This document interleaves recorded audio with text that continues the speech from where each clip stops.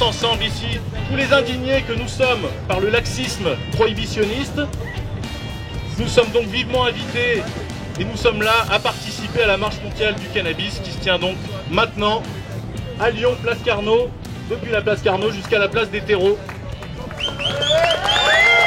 Ouais, je suis Jérôme, je suis militant au Cirque Lyon depuis une dizaine d'années. Notre rôle en fait c'est d'essayer d'ouvrir un débat sur la question du cannabis en France et sur les drogues aussi. Donc on demande l'abrogation de l'article H31-4, sans quoi il n'est pas possible de parler des drogues objectivement. Donc d'abord il faudrait abroger cet article pour pouvoir vraiment ouvrir un débat. Voilà, on essaie de peser un peu dans le débat public sur la question, ce qui est difficile en France. Dans un système prohibitionniste comme il est aujourd'hui, c'est en fait un système ultra-libéral. Quasiment n'importe qui peut se procurer n'importe quoi, n'importe comment. Et du coup, des gens qui effectivement peut-être rencontrent des problèmes de fragilité peuvent être amenés à rencontrer le cannabis, ce qui n'aurait pas forcément été le cas dans un système régulé. Alors après, il y a des vertus effectivement. Il y a des personnes qui souffrent de certaines pathologies et qui se soignent avec du cannabis. Alors il y a différentes variétés de cannabis et il y a différents cannabinoïdes dans le cannabis. Il y a certaines personnes qui vont apprécier des cannabis non psychotropes par exemple, avec essentiellement du CBD dedans, parce que c'est cette molécule-là qui véritablement les soulage.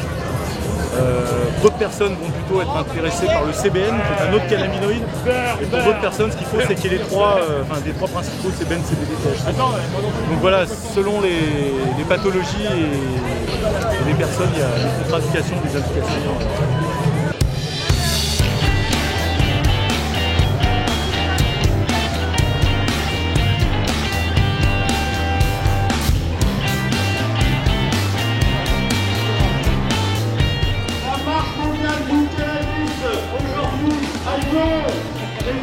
À Strasbourg, à Chartres, mais aussi à New York, à Londres, à Toronto.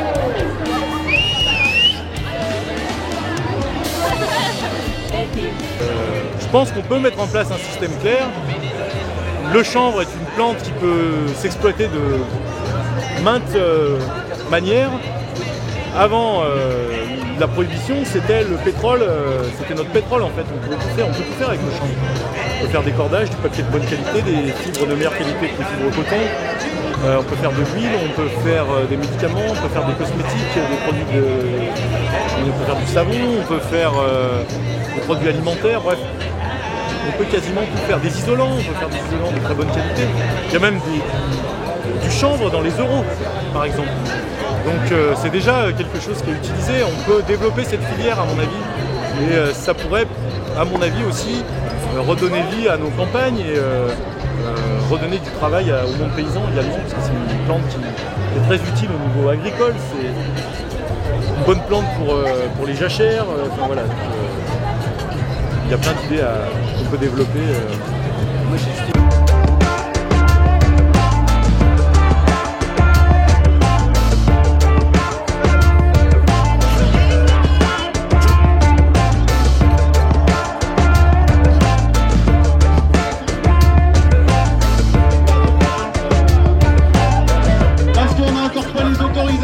Parce que l'administration traîne des pieds, ils n'arrivent pas à se fixer sur le prix du médicament.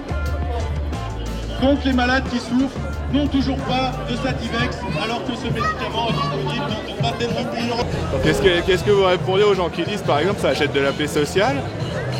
Alors aujourd'hui c'est un peu le cas, aujourd'hui ça achète la paix sociale. Oui.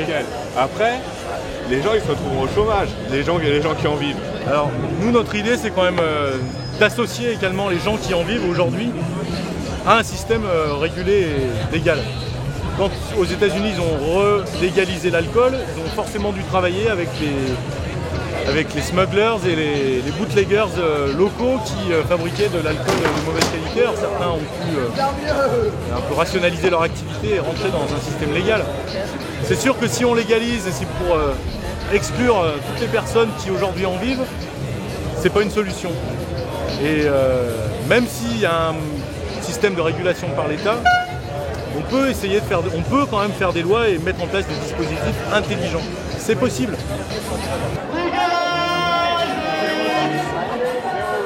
Madame Joubert-Méninger, qui est la patronne de la Mildeka, qui s'occupe donc de la question des drogues au niveau du gouvernement.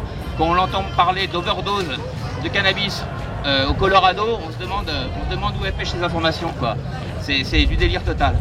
Donc voilà, il va falloir qu'à un moment ou un autre, les médias acceptent de considérer les usagers pas seulement plus comme des prosélytes, mais comme de véritables experts. Parce qu'on possède, je pense, suffisamment de connaissances sur nos pratiques pour pouvoir en parler sans inciter les gens. On n'a aucun intérêt à ce que les gens consomment des drogues. De toute façon, chacun fait ce qu'il veut.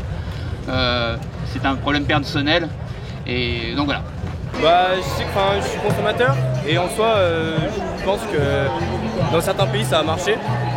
Donc j'essaie de manifester pour que nous, ils essayent de faire la même chose. Et voilà. Et tu penses que la dépénalisation, ça résoudrait beaucoup de problèmes? Bah, ça en résoudrait certains et je pense que ça pourrait faire gagner de l'argent à l'État. Donc dans un sens, il pourrait gagner quelque chose et nous aussi. Ouais.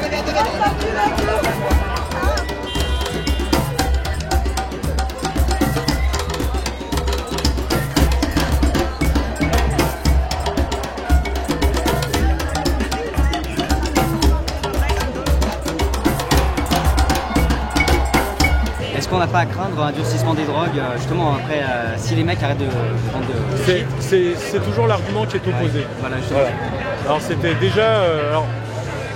quand on a, dans l'histoire des changements sur les drogues en France, quand on a commencé à vouloir un petit peu changer les choses avec l'autorisation de mise sur le marché de seringues à usage unique pour les héroïnomanes, tout le monde a dit oh là, tout le monde va se promener avec les seringues. Alors en fait, ce qui s'est passé, c'est que ça a supprimé les cambriolages de pharmacie immédiatement. Après, quand il y a eu la substitution, c'est pareil. On a entendu, voilà, s'il y a la substitution, il va y avoir des milliers de gens substitués à l'héroïne qui vont aller chercher de la méthadone dans les services hospitaliers. C'est pas ce qui s'est passé non plus. Moi, je pense que globalement, les gens ont une appétence pour un produit qui est ce qu'elle est, en fonction de la personnalité de la personne, de comment il va rencontrer le produit, dans quel contexte. Voilà. Globalement, on n'a pas la même proportion de gens qui vont se diriger vers le cannabis ou vers la cocaïne ou l'héroïne. Je ne pense pas que si le cannabis est légal, puisque la cocaïne ou l'héroïne ne le serait pas, forcément les dealers vont faire une fortune en se mettant à commercialiser de l'héroïne et de la cocaïne comme ça et que tout le monde va vouloir aller là-dedans. En tout cas, ça s'est jamais produit. Ça se produit déjà pas au Colorado, ça se produit pas en Uruguay, ça s'est pas produit dans l'Oregon ni dans l'Alaska. Au contraire d'ailleurs, ce qui se passe c'est que la prohibition et mettre toutes les drogues dans le même sac fait que des usagers qui peuvent aller à un moment acheter du cannabis, par cet effet de prohibition, vont se retrouver peut-être en contact avec d'autres produits. Ce qui ne serait pas forcément le cas dans un cadre régulé. Si on va mettons, dans un cannabis pro, on pourrait acheter effectivement du cannabis, mais il n'y aurait pas d'autres substances vendues. Bon, à partir du moment où on sépare un peu les marchés, c'est ce qu'ont fait les Hollandais quand ils sont dépénalisés en 1976.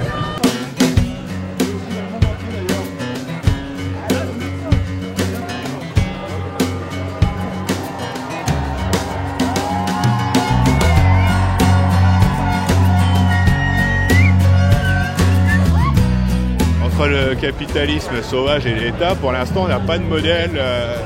On n'a pas de modèle viable qui puisse intégrer... C'est ça qui est bien, en même temps tout est à créer. Oui. Et on est tellement, dans un système mauvais qu'on ne doit pas s'interdire de réfléchir et d'avoir des bonnes idées pour mettre en place un meilleur système. Nous, ce qu'on pense quand même, c'est que s'il doit y avoir une légalisation sur le cannabis, il y aura, à mon avis, forcément une remise à plat de tout le système de production et distribution des drogues. Aujourd'hui légal ou illégal. Je suis pas sûr que la manière dont soit commercialisé le tabac ou l'alcool soit vraiment une bonne idée, que ce soit forcément positif. Peut-être qu'il faut réfléchir à ça ou ça, à ça aussi. En tout cas, nous, on n'est pas pour la vente de cannabis à la sortie du supermarché à côté des tests enregistrés. C'est beaucoup ce que nos arguments, nos opposants nous opposent, nous rétorquent justement. C'est de dire oui, vous voulez libéraliser le cannabis et pour qu'on puisse en trouver. Oui, mais est-ce que c'est bien? Je suis pas sûr. L'alcool et le tabac tuent quand même 90 000 personnes par an en France. Legalize it! Legalize marijuana! Du cannabis thérapeutique pour les malades, pour les gens qui souffrent.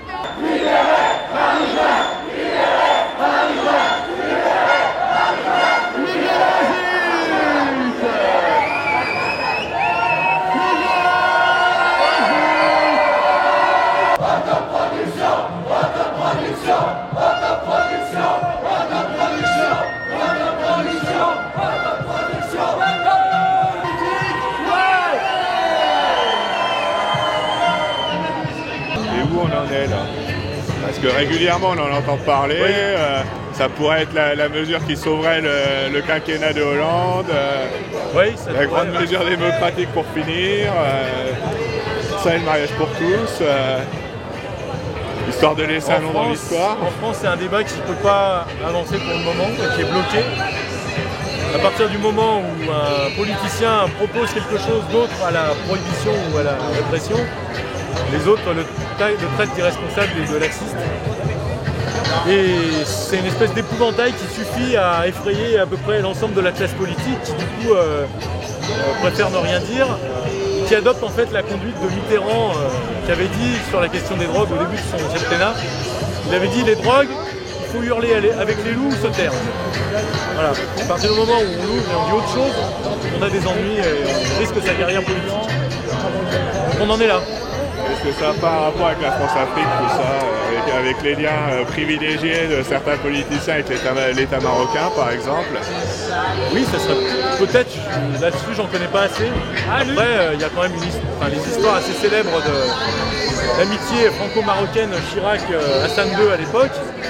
Et moi j'ai toujours entendu que Hassan II aimait bien le kiff et que visiblement ça ne gênait pas d'en consommer. Avec Chirac ou sans, j'en sais rien, mais. Chirac c'était plutôt la coke. Pareil. J'en sais rien. Pareil. Oui, non, mais vieux, il peut tout porter plainte en même temps. Mais bon, oui, après, il y a beaucoup de problèmes qui se posent dans nos sociétés qui sont des problématiques liées à la colonisation, la néocolonisation, la post-colonisation, je ne sais pas comment dire. C'est vrai que c'est un vrai problème. Là aussi, voilà une cause juste à défendre. Je vais défendre la guerre de Rennes.